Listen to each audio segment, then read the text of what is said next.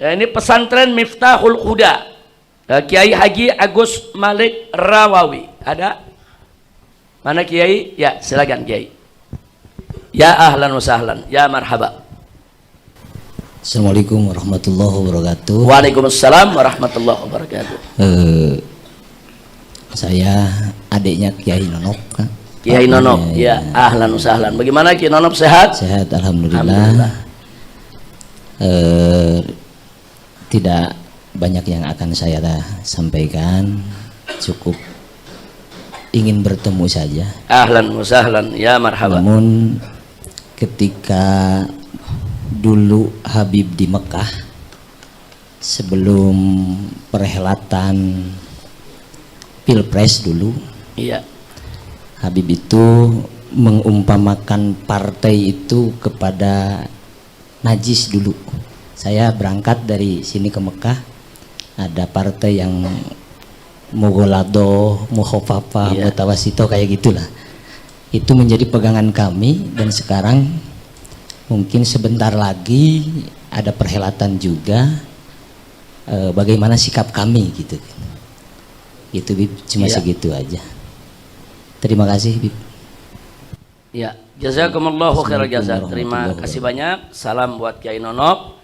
Saudara, saya punya ceramah tentang partai politik ini cukup panjang. Jadi tidak pendek dan tidak sesimpel itu. Jadi pada dasarnya,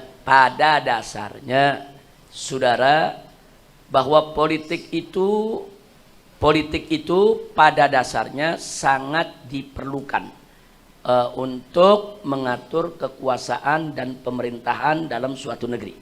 Jadi ilmu, karena Islam sendiri punya ilmu politik, bukan tidak. Kalau kita bicara khilafah, itu ilmu politik. Kalau kita bicara nasbul khilafah atau nasbul khalifah, itu ilmu politik. Jadi kita tidak pernah mengharamkan politik. Hanya saja kalau politik itu dijalankan oleh orang-orang yang bertakwa dan menjalankan politik dengan iman dan takwa, maka politik itu akan manfaat untuk maslahat umat. Karena politik tersebut akan i'la kalimatillah. Silakan kita berpolitik, tidak ada problem. Tapi kalau politik itu dijalankan oleh orang-orang yang tidak beriman dan bertakwa, bahaya buat negara. Karena nanti kalau preman, koruptor, munafik, zindik, kafir, harbi yang memainkan politik, hancur kita umat Islam semua ya ikhwan. Nah, jadi itu dulu kita dasarnya. Nah, sekarang lalu bagaimana partai politiknya? Yang tergantung. Kalau partai politiknya itu memperjuangkan ajaran Allah, maka dia menjadi dulu kita ingatkan, dia menjadi Hizbullah. Dia menjadi partainya Allah. Tapi kalau partai politik tersebut ternyata mereka menentang syariat, menentang ajaran Islam, bahkan menghina-hina Islam, mengkerdilkan Islam, memusuhi Islam, itu dia menjadi hizbus syaitan. Dia menjadi partai setan. Nah, sekarang soal partai yang ada di Indonesia, ya nilai aja sendiri. Nah, jadi apakah lebih banyak Hizbullah atau banyak hizbus syaitannya? Nah, kalau banyak hizbus syaitannya, ya itu tadi, saudara. Artinya apa? Artinya yang ada di sekitar kita banyak najis. Tapi jangan menggeneralisir bahwa semuanya najis. Kira-kira jelas ya kawan ya. Jangan menggeneralisir semua najis. Nggak boleh kita takmim begitu, nggak boleh. Tapi kalau ada yang punya penilaian, oh menurut saya sekarang ini lebih banyak yang najis, itu kan hak dia untuk menilai. Kalau ada yang menilai sebaliknya, itu juga hak dia untuk menilai. Tapi kan masyarakat sudah cerdas, masyarakat bisa melihat lewat fakta dan realita. Saya rasa jelas itu. Nah, adapun ke depan, siapa yang mesti kita pilih nih dalam pilkada, dalam pilpres? Jadi calon pemimpin yang model bagaimana? Baik itu calon pemimpin sebagai kepala daerah atau kepala negara atau sebagai anggota dewan. Ini kan pemimpin semua. Maka singkat kita punya amanah, pilih orang baik yang ingin menegakkan kebaikan. Jadi kalau kita tahu, oh ini orang baik, dia tidak pendusta, tidak pengingkar janji, dia tidak penipu, dia bukan pengkhianat, dia bukan pembohong, dia bukan orang yang jahat, dia tidak memusuhi Islam, bahkan dia orang Islam yang taat, menjalankan Islam. Pilih, jangan ragu. Tapi kalau kita lihat calon pemimpinnya siapapun dia, mau dia calon presiden, mau dia calon kepala daerah, mau dia calon anggota dewan, kita lihat Oh, dia suka film porno, ya jangan dipilih. Oh, dia suka korupsi, ya jangan dipilih. Oh, partai yang itu tuh musuh betul itu dengan ulama, ya jangan dipilih.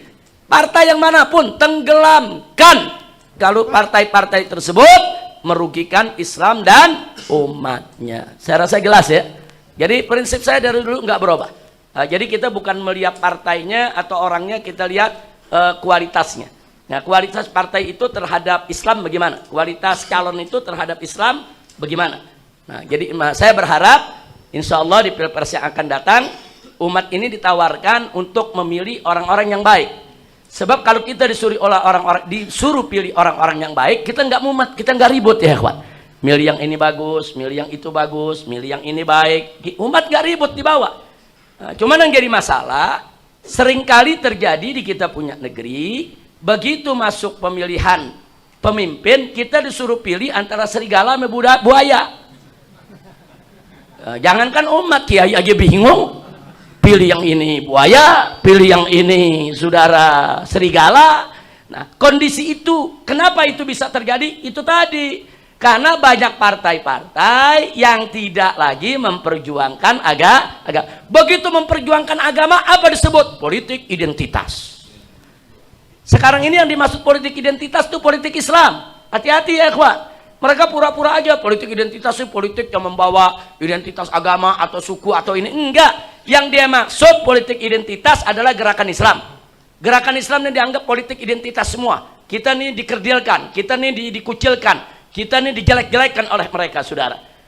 Padahal politik identitas itu dulu justru dimainkan oleh para pejuang kita. Lihat Imam Bonjol berjuang pakai politik identitas. Dia pakai syariat Islam, saudara. Pakaiannya juga pakaian seorang ulama. Dia lawan Belanda, itu politik identitas.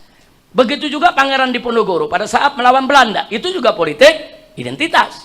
Nah, Pangeran Diponegoro kita lihat dong, pakai jubah, pakai imamah, dia ulama. Dia pakai baju ulamanya, saudara. Berarti politik identitas, saudara. Siapa nggak pakai politik identitas ya, kawan? Mau partai-partai yang mengaku sebagai demokrat, nasionalis, semuanya pakai identitas. Identitas demokrasi, identitas kebangsaan, itu namanya identitas ya kawan. Jangan Islam saja yang dituduh politik identitas. Kira-kira jelas ya. Nah, jadi umat Islam jangan lepaskan identitas. Identitas kita Islam. Kita berkata ya ikut ajaran Islam, kita berbuat ikut ajaran Islam, kita membuat program ikut ajaran Islam, kita berjuang juga demi Islam. Nah, jadi jangan lepaskan identitas tersebut. Mudah-mudahan kita dapat pemimpin yang baik. Amin ya rabbal alamin.